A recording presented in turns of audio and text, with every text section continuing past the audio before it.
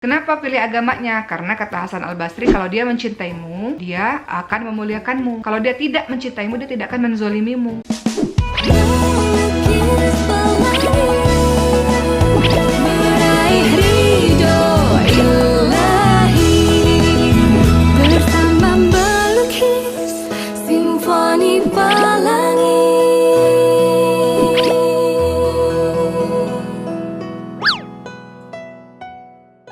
Luar biasa Islam mengajarkan kita, jadi kita nggak usah susah-susah dalam nyari pasangan yang kayak gimana sih. Ya tentu saja juga yang paling penting adalah menjaga sholat ya. Kalau dia berani meninggalkan sholat, dia saja berani meninggalkan Allah, satu hari nanti mungkin dia akan pasti berani juga meninggalkan ciptaannya Allah, hambanya Allah, yaitu dirimu. Jadi cek sholatnya dengan baik, kemudian akhlaknya, pesan-pesan Rasul tadi ya, kemudian skufu, seperti itu. Sebelum saya melanjutkan teman-teman, ternyata bener loh kata Ricis. Jadi kata Ricis kan kalau udah ngevlog sama kakak tuh beda rasanya.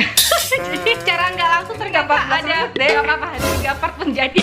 Ternyata tuh ada rasa kehormatan tersendiri loh kalau ngevlog sama kakak sendiri. Biasanya kalau sama partner yang lain tuh ya udah gitu, tapi kalau sama kakak sendiri tuh kayaknya harus ada sesuatu yang harus dihargai. Ya maksudnya itulah. Ricis ngomong apa? Enggak, aku cuman biasanya kan Ricis kalau sama yang lain tuh kayaknya heboh-heboh aja, tapi kalau sama kakak-kakak tuh langsung kayak gitu loh. Maksudnya manut gitu.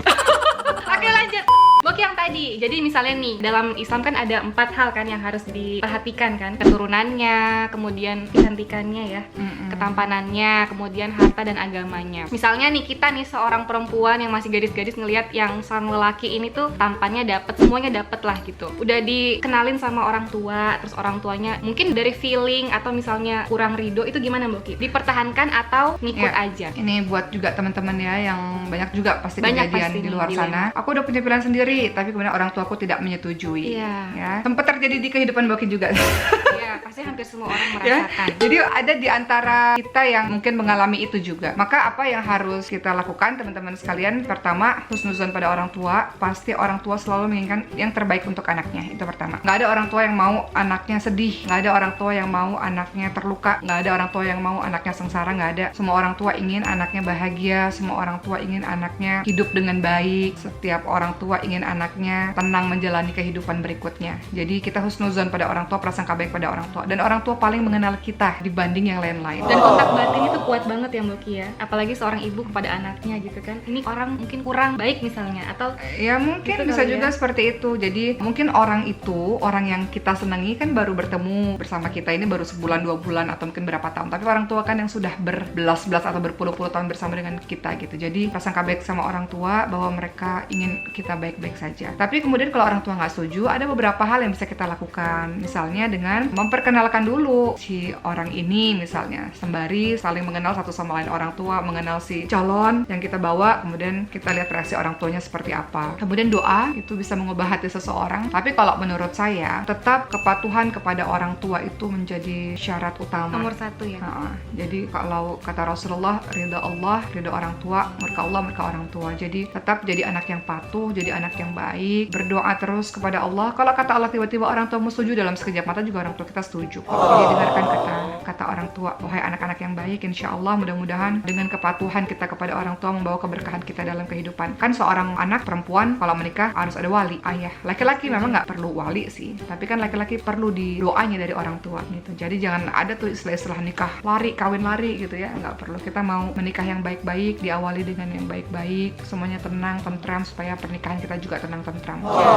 Kalau sholat istikharah itu katanya untuk mendekatkan jodoh dan lain sebagainya, menurut Mbak Ki gimana? Iya, kalau sholat istikharah harus, tidak hanya untuk sekedar jodoh loh. Teman-teman dihadapkan pada sebuah pilihan yang teman-teman sulit memilih antara A atau yang B ya. Nggak mesti jodoh, misalnya pekerjaan, universitas. Masuk universitas mana nih? Dua-duanya diterima di kampus bergengsi. Istikharah. Istikharah itu apa sih? Ya kita melakukan sholat dengan khusyuk kepada Allah Subhanahu wa taala, minta petunjuk kepada Allah, minta Allah pilihkan mana yang terbaik. Dan ciri-cirinya gimana? Kalau memang pilihan yang terbaik itu misalnya yang A misalnya. Ciri-cirinya apa? Pertama, Allah akan mantapkan hati kita. Oh, jadi condong kemana gitu ya? Tiba-tiba mantap, aku mantapnya di sini nih gitu. Masya Allah. Sama yang kedua, Allah mudahkan jalannya. Aduh, aku merinding. Teman-teman rajin tuh sholat teman-teman. Emang ada pengalaman pribadi. Pernah istikharah juga.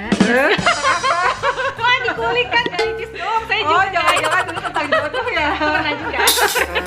Bongkar kan padahal podcast. Jadi kalau istikharah itu kan banyak juga yang bilang, oh istikharah itu berarti harus mimpi ya. Aku istikharah ternyata mimpinya si B. Katanya nanti setelah sholat nanti mimpinya datang jawabannya. Mungkin kamu mikirnya selama ini si B, jadi mimpinya yang B. Nah, bisa juga kayak gitu. Iya, bener sih. Jadi gini, jadi istikharah itu teman-teman harus istikharah supaya Allah memilihkan yang terbaik untuk teman-teman. Maka ketika istikharah itu hasilnya adalah teman-teman yakin, sangat yakin, dan jalan menuju ke situ tuh mudah banget. Sementara jalan ke satunya lagi kok susah gitu. Susah gitu. Itu ciri-ciri istikharah. Dan kemudian bagaimana dengan mimpi? Jangan-jangan dia jodoh saya mimpiin dia terus. Tergantung teman-teman sekalian. Mimpi itu ada 3. Pertama, mimpi karena diri teman-teman sendiri, karena teman-teman mikir dia terus. Ya, itu bisa pengaruh ke otak. Jadinya juga, mimpi dia. Karena ingatannya lebih kuat di situ, jadi ke bawah Iya, pas mimpi. sama aja kalau kita lagi punya utang nih. Aduh, keinget utang tiba-tiba Atau mimpi. benar, stalker mantan, stalker di IG muncul nanti. Iya. Muncul juga. Jadi bukan berarti itu jodoh kamu loh. Itu mungkin karena kita terus-terusan berpikir tentang dia misalnya. Jadi kita mimpi. Kedua, bisikan syaitan. Mimpinya dari setan. Jadi setan menggoda manusia, dimasukkanlah itu di mimpi itu, ada mimpi-mimpi tentang si orang ini. Atau ketiga, memang petunjuk dari Allah Subhanahu wa taala. Ketika kita khusyuk beribadah, menjaga diri dari berbagai macam maksiat, Allah kasih mimpi, bisa saja itu pertanda dari Allah Subhanahu wa taala. Jadi kita nggak bisa mendebak-nebak ini datang dari mana gitu mimpinya.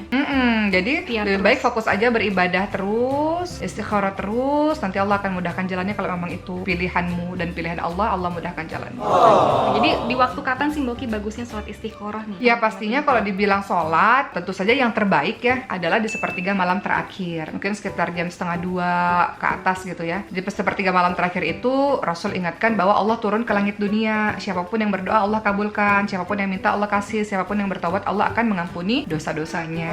Jadi di sepertiga malam terakhir pada saat semua orang tidur, hening, engkau berserahlah kepada Allah, menangislah pada Allah, bersujud. Sujud itu apa sih? Subhana rabbil a'la ya. Kita puji-puji Allah yang maha tinggi, kita meletakkan bagian paling mulia di tubuh kita kan kepala. Kita bener-bener. rendahkan di tempat serendah-rendahnya. Itu masa-masa yang romantis banget kan? Kan Kalau sambil sholat kita sepertiga bilang ya malam. Allah, Nah, ini subhana jadi-jadi. rabbil a'la. Kau yang maha tinggi, Merinding. segala puji bagimu ya Allah. Kau yang tinggi, aku ini nggak ada apa-apanya ya Allah. Aku bergantung penuh kepadamu ya Allah gitu. Jadi Setuju. untuk hati-hati yang ingin menikah, Yang termasuk juga lagi mengejar mimpi juga ya.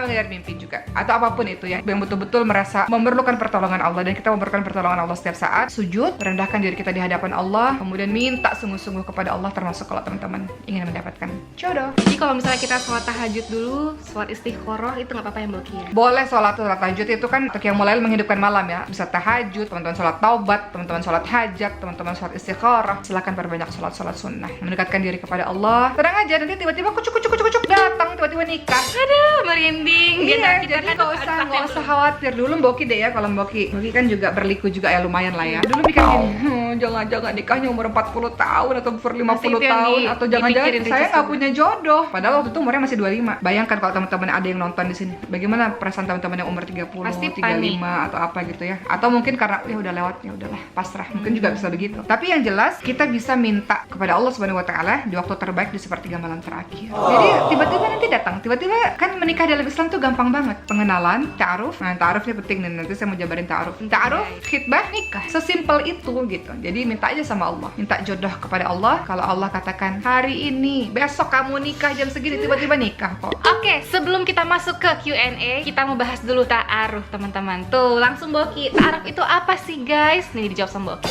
Teman-teman lihat ta'aruf dalam surah Al-Hujurat ayat ke-13. String. Jadi ta'aruf itu sebenarnya secara garis besar sih perkenalan secara umum ya. Tapi entah kenapa di Indonesia ini makna ta'aruf ini dipersempit menjadi ke jenjang yang ingin lebih serius dalam hal ini adalah pernikahan. Tapi banyak yang bertanya, dalam ta'aruf itu sebenarnya apa aja sih yang harus kita tahu? Dan ta'aruf itu apa sih? Apa sih bedanya sama pacaran? Hai Khadijah. Kemarin ya Bunda. Ta'aruf beda sama pacaran. Bedanya ta'aruf dengan pacaran. Kalau pacaran pada umumnya interaksinya itu tidak ada batasnya antara laki-laki dan perempuan. Dengan mudah dia bisa memegang atau bahkan lebih daripada itu. Biasanya pacaran identik dengan itu. Tapi kalau ta'aruf itu menjaga batas-batas antara laki-laki dan perempuan. Kita boleh sih berteman, tapi kita nggak bisa seenaknya untuk saling bersentuhan atau bahkan lebih daripada itu. Teman-teman lihat bahwa Allah Subhanahu wa taala ingatkan wala taqrabuz zina innahu kana fahisha wa sa'a sabila. Jangan dekati zina. Allah bilang bukan jangan berzina loh. Allah katakan jangan dekati zina karena perbuatan yang keji dan jalan yang buruk. Jangan mendekati zina maksudnya jangan Apa aja tuh contohnya? menyentuh yang bukan mahram adalah mendekati zina. Lihat-lihatan gitu yang lama itu juga termasuk Berkata-kata romantis panjang ngalor ngidul sehingga timbul memunculkan hasrat. ya, itu ingin juga memiliki, langkah misalnya. mendekati zina. Kemudian Jadi kalau ditanya kamu tujuannya ke arahnya mana nih? Itu boleh nggak kalau misalnya seorang perempuan nanya ke laki-laki yang ya kira-kira mendekati gitu. Jadi Mbak Oki katanya kalau jodoh itu mukanya mirip atau sikap atau sifatnya itu mirip, makanya katanya harus memperbaiki diri biar jodoh kita di sana juga memperbaiki diri. Itu gimana? Yang kedua dari @city.id. Kalau sudah tunangan tapi di pertengahan jalan rasanya bimbang, gimana ya? Cindy, 10 tahun di Batam, pasti ngomongnya iya kali, wah.